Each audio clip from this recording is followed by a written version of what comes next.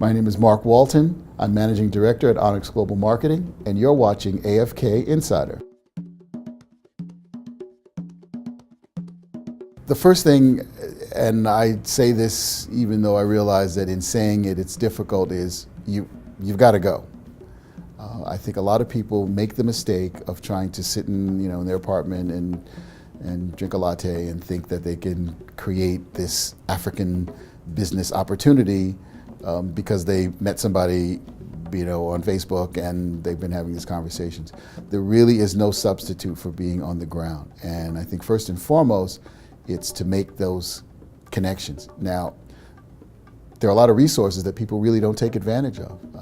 The Department of Commerce, U.S. Department of Commerce, if you're in America, actually has a website. I think it's export.gov/Africa, which has got an entire section on doing business in Africa. Different sectors where you want to have information, you want to have contacts, it lists those for you, it makes the connections. And then when you step on the ground on the continent, the USAID, the U.S. Agency for International Development, has offices in a number of African countries where you'd be able to have somebody there to help take you around and actually make the introductions to people that you would get the empirical information from. But it's no different I think it's really no different in approach. You need to do your research.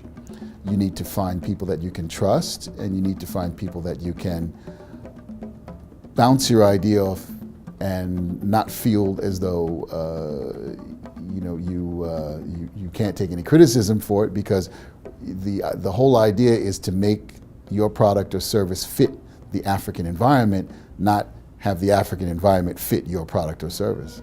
You look at industries that are doing well on the continent, the telecommunications industries. Most of the companies that do huge business on the continent are extractive industry related. They're in mining, they're in diamond extractions and oil.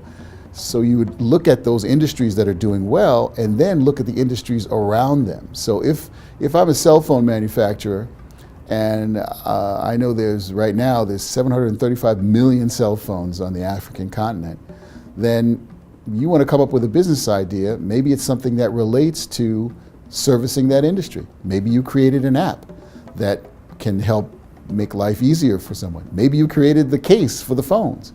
But I think you've got to look at where there's activity already, where there are businesses that are already growing, where there's industries where you can complement what your service or product has with what's going on as a place to start.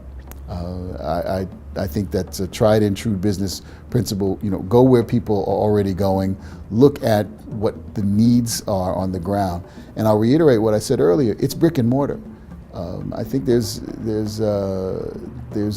so much that we take for granted here that is not being done on the continent, where you could go with a very simple idea of something that we may have been doing here or in other parts of the world, and it doesn't exist on the continent. But that's not going to happen in terms of your discovery unless you do make a trip, you do make a visit, you do see for yourself what is it that I could actually supply where there would be a need, and then you come back and do your work, do your groundwork.